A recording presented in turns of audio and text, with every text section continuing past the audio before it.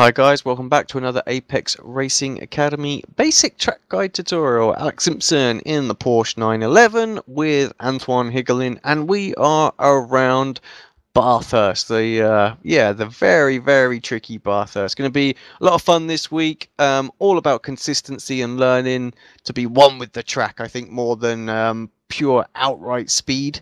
There's going to be a lot of crashes this week, and I think.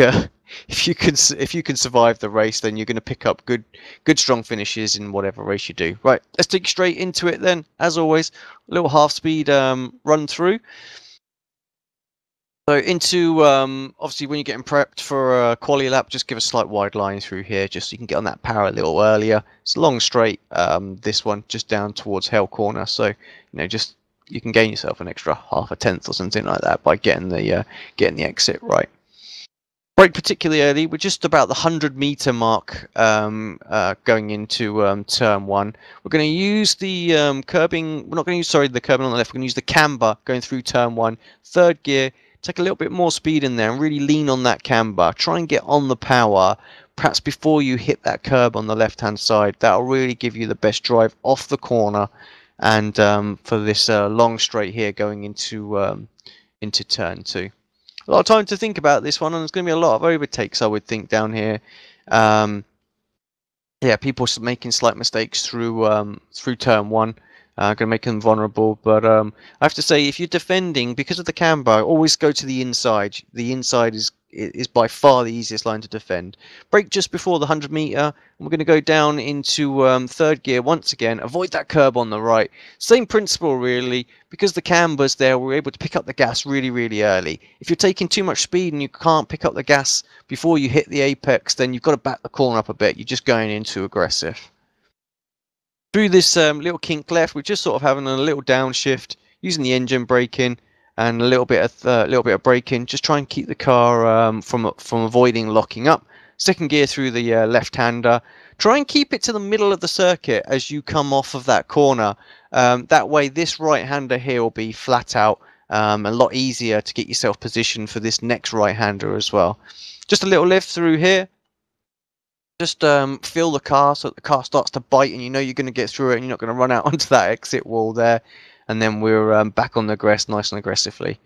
So just the sort of the kink to the left here.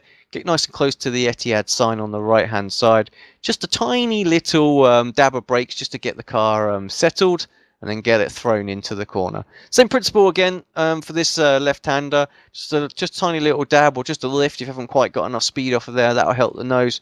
Just want to turn in a little bit easier and then get back on the throttle nice and early. Over to the left, get yourself ready for the downhill section of the mountain. You want to get as close to the right-hand wall there. Use the curbing on the left here. Brake down into second gear. Now hug this right-hander all the way through here so that you can fling it to the left and start to attack all the way down the hill now.